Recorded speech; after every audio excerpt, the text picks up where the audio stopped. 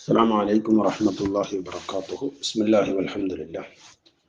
الصلاة والسلام على سيد المرسلين وعلى عباد الله الصالحين. أما بعد.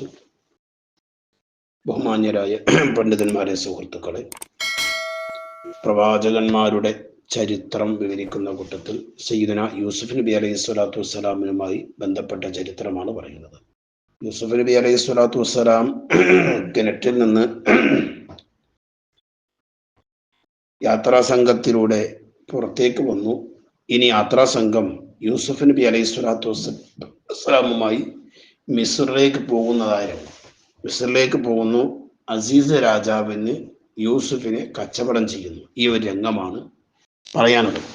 Malik bin ലഹർ അവരാണല്ലോ ആ യാത്രാ സംഘത്തിന്റെ നേതാവ്, നമ്മൾ പറഞ്ഞല്ലോ. അദ്ദേഹം മിസ്റിലേക്ക് യൂസുഫ് അലൈഹി സ്വലാത്തു വസ്സലാമിനെ കൊണ്ടുവന്ന് കച്ചവടത്തിന് വേണ്ടി പ്രദർശനം നടത്തുകയാണ്. ഇബ്നു അബ്ബാസ് റളിയല്ലാഹു തആല അൻഹു റിപ്പോർട്ട് ചെയ്യുന്ന ഹദീസിൽ കാണാം,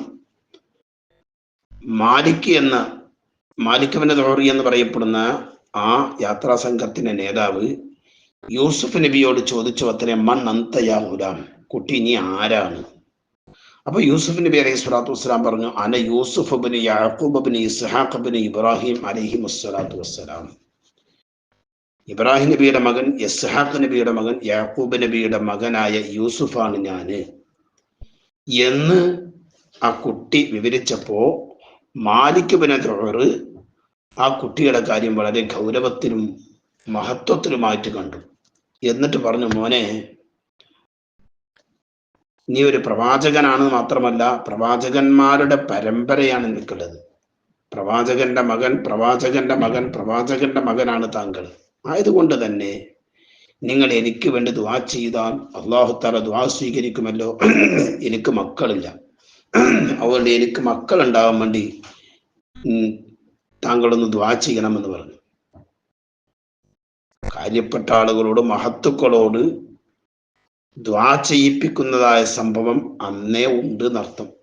യൂസുഫ് നബി അലൈഹി സ്വലാത്തു വസ്സലാമിനോട്, യൂസുഫ് നബി അന്ന് കുട്ടിയാണ്, നമ്മൾ പറഞ്ഞിട്ടുണ്ട്, 7 വയസ്സാണ് പ്രായം എന്നൊക്കെ അഭിപ്രായം പറഞ്ഞിട്ടുണ്ട്. ആ കുട്ടിയോട് ദുആ ചെയ്യാൻ വേണ്ടി ആവശ്യപ്പെട്ടപ്പോ യൂസുഫ് നബി അലൈഹി സ്വലാത്തു വസ്സലാം അള്ളാഹിനോട് ദുആ ചെയ്തു, അല്ലാഹുമ്മ കസ്സിർ മാലഹു വവലദഹു, പടച്ചോനെ ഇദ്ദേഹത്തിന്റെ ധനത്തിനെയും മക്കളെയൊക്കെ നീ വർദ്ധിപ്പിച്ചു കൊടുക്കണേ എന്ന് ദുആ ചെയ്തു. അങ്ങനെ മാലിക് ബിൻ ലഹറിന്റെ ഭാര്യ അതിന്റെ ശേഷം 10 പ്രസവം നടത്തിയത്രേ. ഓരോ പ്രസവത്തിനും 10 അല്ല 12 എന്നും അഭിപ്രായം പറഞ്ഞിട്ടുണ്ട്. ഓരോ പ്രസവത്തിലും ഈ 2 കുട്ടികളെ, ഇരട്ട കുട്ടികളാ ഉണ്ടാവാറ്, ഉമൈനിയ ഉണ്ടാവാറ്. അങ്ങനെ ഒരു സംഭവം കൂടി അതിൻ്റെ ഇടയ്ക്ക് ഉണ്ടായിട്ടുണ്ട്. ഏതായാലും മാലിക് ബിൻ ലഹർ കച്ചവടത്തിന് വേണ്ടി യൂസുഫിനെ മിസ്റിലേക്ക് കൊണ്ടുവന്ന് പ്രദർശനം നടത്തുന്ന അവസരത്തിൽ ആ കുട്ടിക്ക് നല്ല ഭംഗിയുള്ള വസ്ത്രങ്ങളൊക്കെ ചമയിപ്പിച്ചുകൊണ്ട് അങ്ങനെ കച്ചവടത്തിന് വേണ്ടി കുട്ടിനെ നിർത്തിയിരിക്കാം. ചില അഭിപ്രായങ്ങൾ കാണാം, ജനങ്ങളൊക്കെ യൂസുഫിനെ കാണാൻ വേണ്ടി, അഥവാ കച്ചവടത്തിന് കൊണ്ടെന്ന് വെച്ചാൽ കാണാൻ വേണ്ടി പലരും ഇങ്ങനെ വരിക. വന്നു നോക്കുമ്പോ അവരാരും ഇങ്ങനത്തെ ഒരു കുട്ടിനെ മുമ്പ് കണ്ടിട്ടേ ഇല്ല. അപ്പൊ അന്നത്തെ ദിവസം അവര് വിലൊന്നും പറയാതെ കണ്ട് ഈ കുട്ടിന്റെ സൗന്ദര്യം ഇങ്ങനെ നോക്കി നിന്നു. അന്നത്തെ ദിവസം തന്നെ യൂസുഫിലേക്ക് നോക്കിയിട്ട് അവരുടെ ആ സമയം തീർന്നുപോയി. കച്ചവടത്തിന്റെ വില പറയാനോ വാങ്ങാനുള്ളതായ ചർച്ചയോ ഒന്നും അല്ല നടക്കുന്നത്. അപ്പോ മാലിക് ബിൻ ലഹർ എന്നവര് പറഞ്ഞു, എന്നാ നമുക്ക് നാളെ കഴിഞ്ഞ് മറ്റന്നാ റിയാദ് ഇബ്നുൽ വലീദ് എന്ന് പറയപ്പെടുന്ന രാജാവിന്റെ ഗേറ്റിന്റെ അടുക്കൽ എല്ലാവരും ഒത്തുകൂടുക, അവിടെ വെച്ചിട്ട് നമുക്ക് എന്താ കച്ചവടം നടത്താം എന്ന് പറഞ്ഞു. അങ്ങനെ പറഞ്ഞ ദിവസത്തിന് പറഞ്ഞ പോലെ നാട്ടിലെ ആളുകളൊക്കെ അവിടെ ഒരുമിച്ച് കൂടി. ജനങ്ങളിലൊക്കെ ആകെ ഈ യൂസുഫിൻ്റെതായ വാർത്ത ഫ്ലാഷായി പോയി. അങ്ങനെ കച്ചവടത്തിന് വേണ്ടി പ്രദർശിപ്പിക്കപ്പെട്ട് ചിലരൊക്കെ മറ്റു ചിലരേക്കാൾ വില ഇങ്ങനെ കൂട്ടി പറയാൻ തുടങ്ങി. അവസാനം നോക്കുമ്പോൾ അത് അസീസ് രാജാവിനല്ലാതെ ആ കുട്ടിയെ വാങ്ങാൻ പറ്റൂല എന്നോടത്ത് എത്തി. റയ്യാൻ ഇബ്നുൽ വലീദ് എന്ന് പറയപ്പെടുന്ന രാജാവിൻ്റെതായ ധനമന്ത്രിയായിരുന്നു, അല്ലെങ്കിൽ ഖജനാവുകാരനായിരുന്നു അസീസ് രാജാവ് എന്ന. റയ്യാൻ എന്ന് പറയപ്പെടുന്ന രാജാവിന്റെ മന്ത്രിയുമാണ്. പേര് ഖിത്ഫീർ എന്നൊക്കെ. അങ്ങനെ ആ അസീസ് രാജാവാണ് കുട്ടിയെ വാങ്ങിയത്.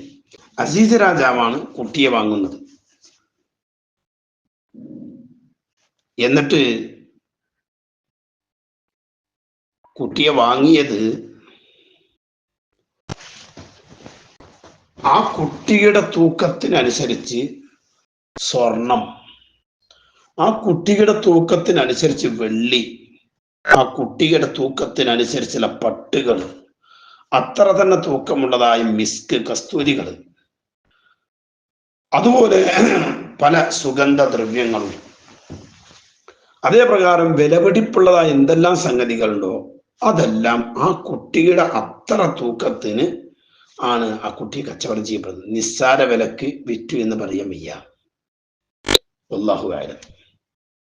ചുരുക്കത്തില് മാലിക് ഇബ്നു ദുറൈ എന്നവര് യൂസുഫ് നബി അലൈഹി സ്വലാത്തു വസ്സലാമിനെ വിൽക്കുകയും അസീസ് രാജാവ് കുട്ടിയെ വാങ്ങുകയും വാങ്ങിയിട്ട് ആ കുട്ടിയുമായിട്ട് അദ്ദേഹം തന്റെ വീട്ടിലേക്ക് പോയി. എന്നിട്ട് ഭാര്യയോട് പറയേ, ഭാര്യ സുലൈഖയാണല്ലോ, ഭാര്യയോട് പറഞ്ഞു, ഞാൻ ഈ കുട്ടിയെ വാങ്ങിയിട്ടുണ്ട്. അക്രിമി മസ്ബാഹു അസ അൻ യൻഫഅനാ ഔ നത്തഖിദഹു വലദാ.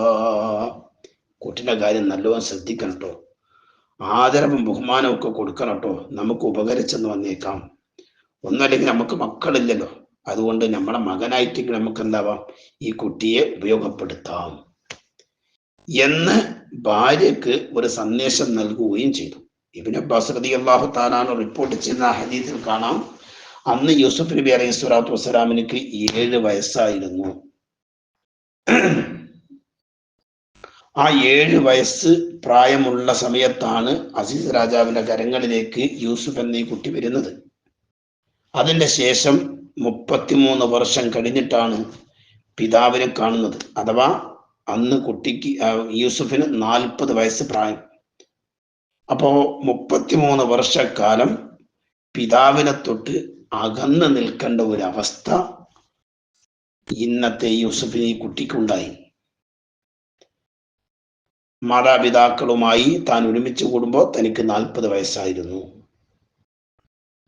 മറ്റൊരു അഭിപ്രായം ഉള്ളത്, യൂസുഫ് അലൈഹി സ്വലാത്തു വസ്സലാം അസീസ് രാജാവിന്റെ കരങ്ങളിലേക്ക് എത്തിയപ്പോ 10 വയസ്സുണ്ടായിരുന്നു എന്നാ.